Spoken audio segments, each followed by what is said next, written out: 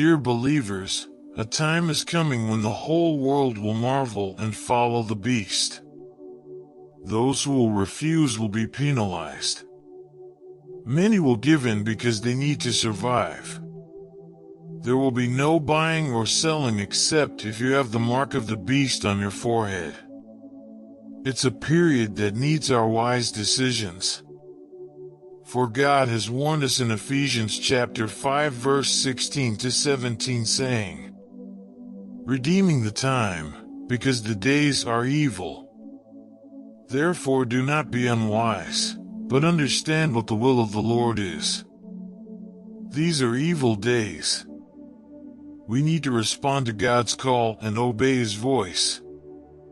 The Bible is very clear on what will happen in these last days. Many false prophets shall arise, and indeed, they have already come. For many shall be lovers of pleasure rather than lovers of God. We see many people now in pursuit of pleasure. People are busy running after riches instead of salvation. Scoffers of God have arisen. The Bible truth is fast unfolding, and how shall we behave? How shall we be able to stand when everybody seems to be doing contrary? How shall we overcome the beast and not worship it or its image? We need to be wise, especially on understanding the times. Revelation chapter 13 verse 18 says, "Here is wisdom. Let him who has understanding calculate the number of the beast, for it is the number of a man. His number is 666. We need wisdom first to understand who the beast is. We have already unfolded some of the signs of the beast in our previous video. Check in the video section for details. How does God expect us to live?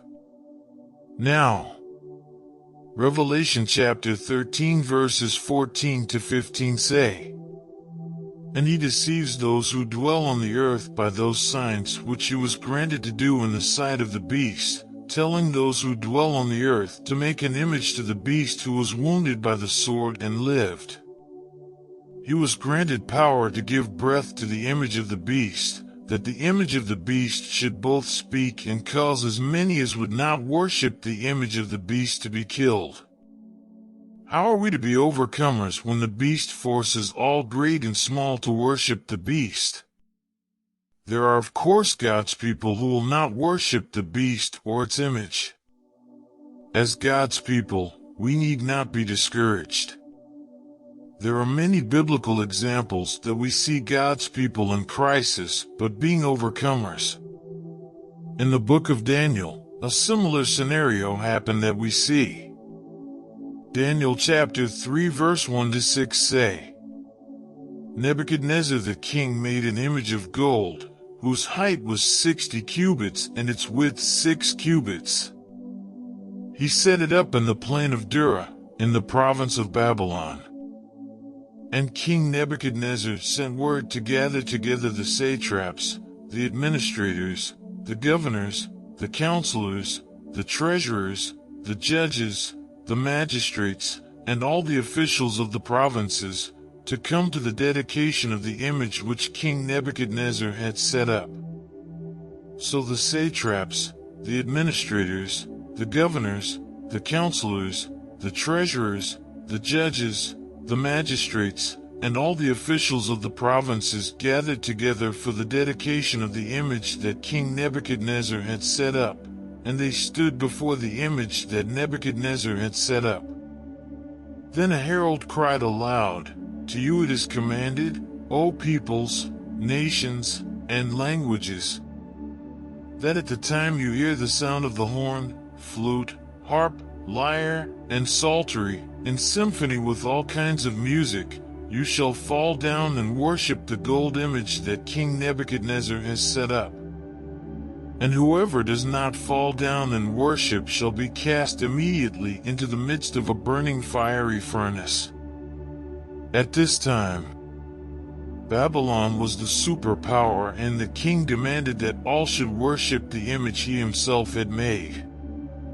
According to Revelation chapter 13, a similar scenario will happen. The beast will cause great and small to worship the dragon. Revelation chapter 13 verse 8 says, "All who dwell on the earth will worship him, whose names have not been written in the book of life of the Lamb slain from the foundation of the world." But something happens which amazes the superpower king. Daniel chapter 3 verses 7 to 12. "So at that time, when all the people heard the sound of the horn, flute, harp, and lyre, and symphony with all kinds of music, all the people, nations, and languages fell down and worshipped the gold image which King Nebuchadnezzar had set up." Daniel's friends disobeyed the king. Therefore at that time certain Chaldeans came forward and accused the Jews. They spoke and said to King Nebuchadnezzar, "O king, live forever. You, O king, have made a decree that everyone who hears the sound of the horn, flute, harp, lyre, and psaltery, and symphony with all kinds of music, shall fall down and worship the gold image. And whoever does not fall down and worship shall be cast into the midst of a burning fiery furnace.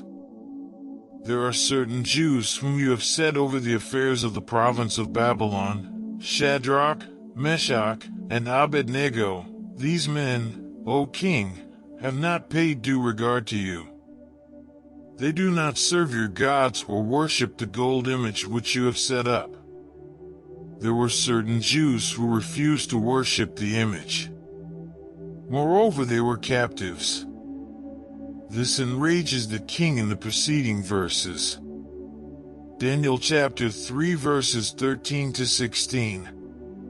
"Then Nebuchadnezzar, in rage and fury, gave the command to bring Shadrach, Meshach, and Abednego. So they brought these men before the king. Nebuchadnezzar spoke, saying to them, 'Is it true, Shadrach, Meshach, and Abednego, that you do not serve my gods or worship the gold image which I have set up?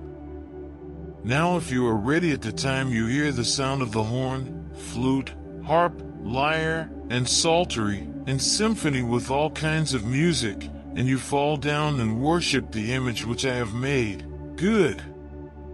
But if you do not worship, you shall be cast immediately into the midst of a burning fiery furnace.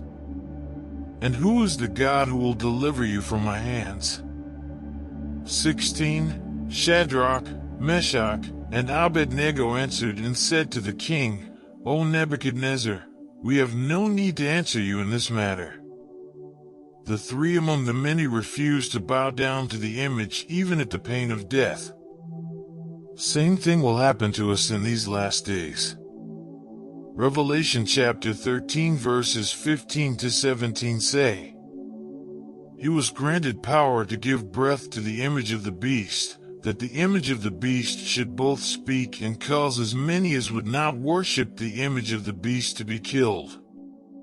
He causes all, both small and great, rich and poor, free and slave, to receive a mark on their right hand or on their foreheads. And that no one may buy or sell except one who has the mark or the name of the beast, or the number of his name. Those who will refuse to worship the beast will be threatened to be killed." Daniel chapter 3 verses 17 to 23 say, "If that is the case, our God whom we serve is able to deliver us from the burning fiery furnace, and he will deliver us from your hand, O king. But if not, let it be known to you, O king, that we do not serve your gods, nor will we worship the gold image which you have set up." Then Nebuchadnezzar was full of fury, and the expression on his face changed toward Shadrach, Meshach, and Abednego. He spoke and commanded that they heat the furnace 7 times more than it was usually heated. And he commanded certain mighty men of valor who were in his army to bind Shadrach, Meshach, and Abednego, and cast them into the burning fiery furnace. Then these men were bound in their coats, their trousers, their turbans, and their other garments, and were cast into the midst of the burning fiery furnace. Therefore, because the king's command was urgent, and the furnace exceedingly hot, the flame of the fire killed those men who took up Shadrach, Meshach, and Abednego.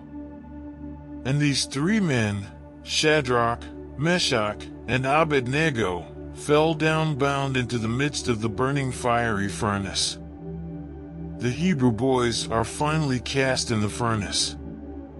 But something unique happens. Daniel chapter 3 verses 24 to 28 say, Then King Nebuchadnezzar was astonished, and he rose in haste and spoke, saying to his counselors, Did we not cast 3 men bound into the midst of the fire? They answered and said to the king, True, O king. Look! He answered, I see 4 men loose, walking in the midst of the fire, and they are not hurt, and the form of the 4th is like the Son of God. Nebuchadnezzar praises God. Then Nebuchadnezzar went near the mouth of the burning fiery furnace and spoke, saying, Shadrach, Meshach, and Abednego, servants of the Most High God, come out, and come here. Then Shadrach, Meshach, and Abednego came from the midst of the fire. And the satraps, administrators, governors, and the king's counselors gathered together, and they saw these men on whose bodies the fire had no power. The hair of their head was not singed, nor were their garments affected, and the smell of fire was not on them. Nebuchadnezzar spoke, saying, Blessed be the God of Shadrach, Meshach, and Abednego, who sent his angel and delivered his servants who trusted in him, and they have frustrated the king's word, and yielded their bodies, that they should not serve nor worship any god except their own God. God stands for his people. He has tested their faith, and they have been faithful. When the time of crisis comes, dear believers, we have Christ by our side. The only way not to get the mark of the beast is to stand in strong faith for God and worship him only. Surrender all to him, and lean not on your own understanding. Let our answer be, we shall not give up on our God. But to be able to stand in this time of trouble will need us to have cultivated a strong faith and relationship with our Lord Jesus. Surrender everything to him and you will be tour defense in time of trouble. May God bless you.